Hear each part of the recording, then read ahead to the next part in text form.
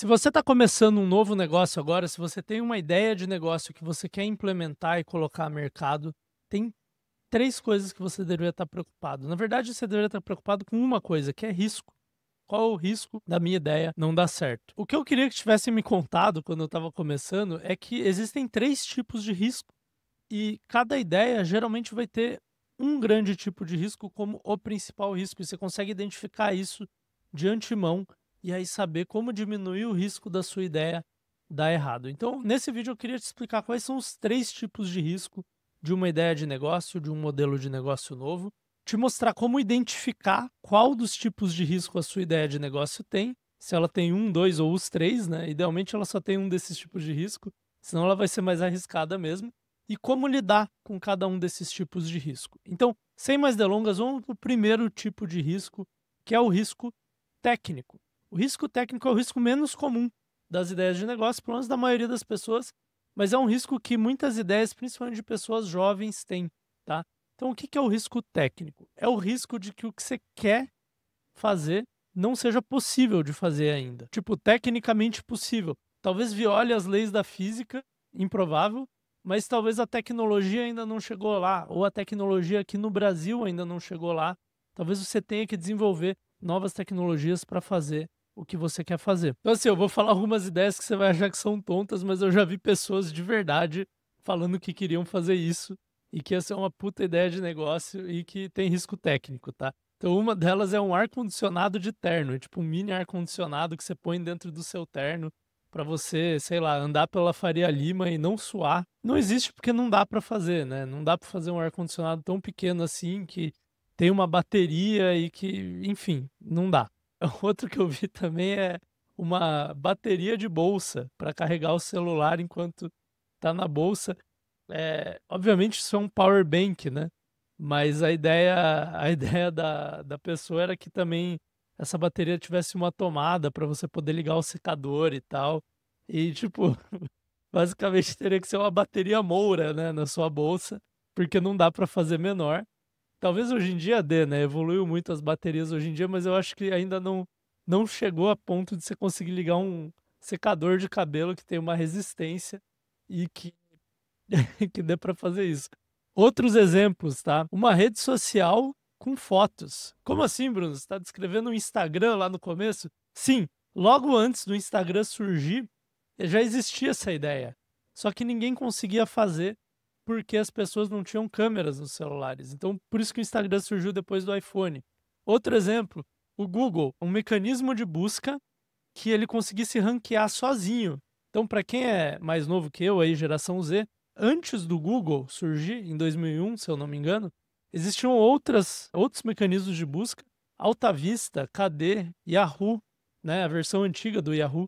E o que eles faziam é, eles iam ranqueando à mão os sites, não tinha tanto site na internet na época, mas eles colocavam lá, se a pessoa procurar alguma coisa relacionada à alimentação, pode mostrar o site da Boa Forma, né, da revista Boa Forma em cima, porque é uma revista bem consolidada e tal. Tinham pessoas que literalmente iam lá e iam dando pontos para os sites em palavras e termos de busca diferentes. Só que todo mundo queria um mecanismo de busca que fizesse sozinho, porque tipo, tinha 1.500 funcionários fazendo isso e não era muito bom o resultado. E aí, os caras que criaram o Google, eles criaram uma solução técnica que foi o PageRank. Se você quiser, você pode inclusive procurar na internet o paper do PageRank e vocês vão ver um artigo científico que eles publicaram enquanto eles faziam o PhD deles em ciência da computação em Stanford, que é o algoritmo do Google. Então, eles criaram uma solução técnica nova, literalmente uma tecnologia nova para fazer aquilo. Outro exemplo, quando a Domino's começou a fazer pizza em 30 minutos, né? Entrega em 30 minutos na sua casa ou o seu dinheiro de volta. A Domino's teve que investir um monte de dinheiro para conseguir ter a linha de produção e os sistemas de entrega para conseguir garantir essa entrega em 30 minutos. E ninguém mais tinha isso. Eles desenvolveram tecnologia para fazer isso. Então, esse é o tipo de risco mais básico que tem, talvez não dê para eu fazer. Mas se eu fizer, com certeza vai ter mercado, com certeza eu vou ganhar dinheiro, né? basicamente eu não preciso fazer mais nada. Se eu conseguir fazer essa tecnologia, eu vou conseguir pôr um produto de sucesso ao mercado. Não temos dúvidas sobre a demanda, sobre qualquer outra coisa, mas talvez não dê para fazer a tecnologia. Ninguém sabe ainda, então a gente vai ter que investir dinheiro em pesquisa, desenvolvimento, em testes, pilotos, e talvez a gente perca todo esse dinheiro. Uma startup que está fazendo isso lá fora hoje é a, como é que chama? Supersonic? É Boom, chama Boom. É uma startup que quer trazer o avião supersônico de volta. E aí você fala, pô, mas já existiu o Concorde. Sim, só que agora tem várias regulações novas de que não pode passar avião supersônico em cima de cidades e tal. E eles estão criando tecnologias para que o barulho desse avião supersônico não chegue no solo.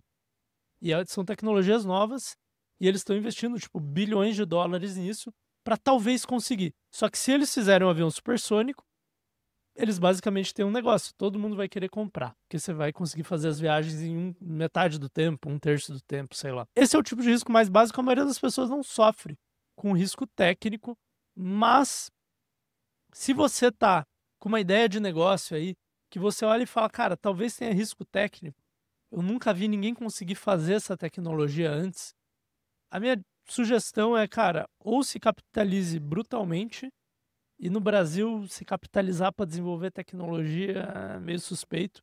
Ou você tem que ser um cara muito técnico. Por exemplo, coisas técnicas de ciência da computação, algoritmos novos de AI, alguma coisa assim. Você tem que ser um cara muito técnico. Se você não for um cara muito técnico, nem ouse tentar fazer uma startup, uma empresa nova que tenha risco técnico, porque senão você vai se lascar. Você nem vai conseguir mensurar qual a chance daquela tecnologia vir a existir ou ser possível de ser feita, porque você não estudou para isso, você não fez lá seus estudos de engenharia, seja lá qual for, para saber se aquilo é possível ou não. O segundo tipo de risco, que é bem mais comum que o risco técnico, e principalmente vem com ideias inovadoras, quando a pessoa vem com uma ideia muito inovadora, esse segundo risco é o mais relevante. É o risco de demanda, que é, eu consigo fazer esse produto, esse serviço, eu consigo entregar isso, mas eu não sei se as pessoas vão comprar. Esse é o risco mais comum que eu vejo nas ideias que as pessoas me contam, porque quando as pessoas têm uma ideia que elas acham que é inovadora, que vale a pena ser contada, que é uma ideia milionária, geralmente é uma ideia nova. E essas ideias novas não têm validação de mercado ainda. Você tem um risco grande de demanda, tá? Exemplos aqui. Vou fazer um curso que ensine advogados a fazer não sei o quê. É um curso diferente, risco de demanda. Vou fazer um aplicativo que acompanha os investimentos em criptomoedas e te dá recomendações de qual vai subir mais, risco de demanda. Vou trazer para o Brasil um aparelho para as pessoas fazerem iogurte em casa. É um negócio que tem lá fora, nunca vi aqui no Brasil, risco de demanda. Vou criar uma marca de guarda-sol e cadeiras de praia, itens de praia, só que é uma qualidade muito acima, como se fosse o Stanley, né, o copo Stanley dos guarda-sóis e cadeiras de praia. Risco de demanda, tá? Então, acho que se deu para entender, são ideias que são relativamente inovadoras, não são tecnicamente inovadoras, são coisas que você sabe que dá para fazer, mas você não sabe se as pessoas vão querer comprar. Como é que eu sei se a minha ideia de negócio tem risco de demanda? Cara, é muito simples. Não tem no mercado ainda. Ou não tem nenhuma empresa bem-sucedida no mercado. Provavelmente alguém já tentou, tá? Ou se ninguém tentou, ainda assim você não sabe se as pessoas vão comprar. Como é que eu reduzo o risco de demanda? Como é que eu lido com esse risco de demanda? Aí tem alguns métodos, tá? O primeiro método é eu ver se lá fora já existe demanda para isso, tá? E aí eu faço 2 checks, tá? Vamos dizer que lá fora existem pessoas que fazem iogurte em casa ou existem marcas de guarda-sol e cadeira de praia premium, tá bom? Preciso fazer 2 checks para saber se o risco de demanda é alto no Brasil ou não. O primeiro check, a primeira checagem, né, é você passar pelo critério de renda, tá? Então, talvez, tem coisas que lá fora existem, aqui no Brasil não, simplesmente porque é caro, e é caro, as pessoas lá fora têm renda para pagar isso, e aqui no Brasil tem muito menos gente com o mesmo padrão de renda, tá? Isso vai valer para coisas mais caras, e aí você tem que fazer uma conta, uma estimativa de, pô, quanto que a pessoa precisa ganhar para isso valer a pena para ela, e aí quantos por cento da população eu estou atacando. Até aí, beleza. Segundo check, o check cultural, tá bom? Então, por exemplo, o aparelho de fazer iogurte, a gente sabe que vende bem lá fora, ele provavelmente não é um aparelho tão caro, só que lá fora as pessoas têm muito mais forte a cultura de fermentar coisas em casa. Aqui no Brasil, nem tanto. Agora, talvez tenha gente o suficiente para aceitar uma ideia de negócio dessas e para ela dar certo. Você tem que fazer um estudo meio que cultural mesmo, meio que antropológico. Tipo, quantas pessoas no Brasil versus nos Estados Unidos têm interesse em fazer iogurte, em fermentação de coisas diversas. E aí vai uma pesquisa até qualitativa mesmo. Você tem que entrar nessas comunidades para descobrir se existe uma grande diferença cultural ou uma pequena diferença cultural. Vou dar um exemplo aqui de uma coisa que é grande, tá? Tem várias marcas lá fora de itens de sobrevivencialismo. Aqui no Brasil tem bem pouco. E, cara, é meio óbvio isso, porque lá fora tem muita gente interessada em sobrevivencialismo, a galera acampa, tem arma, muita gente, né? Mas existe gente que tem bunker em casa, tem estoque de alimentos, de água, e tem uma série de motivos culturais para isso, de o americano ser um cara meio da liberdade, da individualidade e tal. Eles também têm muito mais desastres naturais do que aqui, faz com que eles sejam isolados pela neve, por nevascas, furacões, coisa que aqui no Brasil a gente vê muito pouco. Então, esse é um exemplo de coisa cultural, né? Então, esse é um jeito. Pô, tem demanda lá fora? Será que tem aqui também? Pode ser que sim, pode ser que não. Você vê o critério da renda e o critério cultural para descobrir isso. Segunda coisa que você pode fazer é pesquisa. E eu fiz um vídeo sobre como fazer pesquisa de mercado, ou os 8 erros que as pessoas fazem ao fazer pesquisa de mercado. E eu vou colocar esse vídeo no fim desse vídeo para você assistir, caso você ache que a sua ideia tem risco de demanda, tá bom? Importantíssimo fazer esse tipo de coisa. Eu recomendo fazer pesquisa, mesmo que a sua ideia não tenha risco de demanda, porque te ajuda no seu marketing, te ajuda na definição do seu produto, te ajuda em uma série de coisas específicas. Mas enfim, você pode fazer pesquisa, ver o que as pessoas já compram, o que elas procuram. Por exemplo, tá, na ideia do iogurte lá, do fazedor de iogurte, as pessoas já estão fazendo iogurte em casa? E quais são os perrengues que elas passam por elas não terem um fazedor de iogurte? Se as pessoas não fazem iogurte em casa hoje, provavelmente elas não vão comprar um fazedor de iogurte. Você pode até tentar convencer elas de que elas deveriam fazer iogurte, mas aí você está vendo que você tem que vender duas coisas. Tem que vender a ideia de que ela tem que fazer iogurte e o seu produto. É muito mais fácil pegar pessoas que já querem fazer iogurte, já fazem iogurte, só que passam um perrengue desgraçado para fazer isso, que elas não têm o equipamento correto, e vender um equipamento que ajude elas com o que elas já fazem. Então, pesquisa vai te ajudar com tudo isso. E a terceira coisa que você pode fazer é uma venda piloto. Você encomenda, faz um lote piloto do seu produto e aí você tenta vender e aí você restringe o seu risco. Vamos dizer assim, você começa com 100 peças em estoque. Talvez essas 100 peças te custem ali R$ 3.000, R$ 5.000. Você vê se consegue vender essas 100 peças com uma relativa facilidade antes de decidir criar todo o resto do negócio, criar seu branding, criar sua conta de rede social, criar equipe, talvez escritório, várias coisas que as pessoas fazem antes de saber se o produto vende com facilidade. Você tem um risco ali dos R$ 5.000 que você pôs no seu estoque, mais o que você vai gastar com marketing, mas pelo menos você restringe o risco, né? O risco de demanda.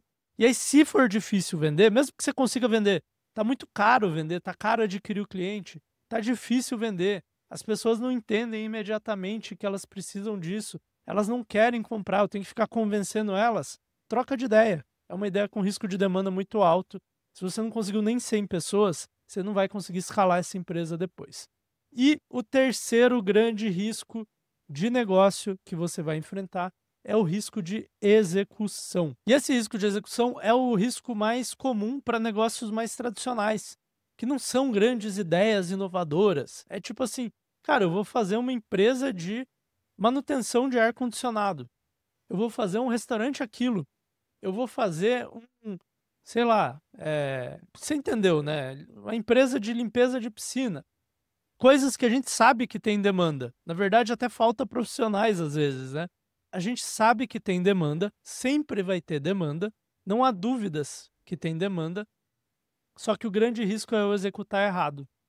Por exemplo, eu vou fazer uma empresa de manutenção de ar-condicionado. O que uma empresa de manutenção de ar-condicionado precisa ter para dar certo? Demanda tem um monte, né?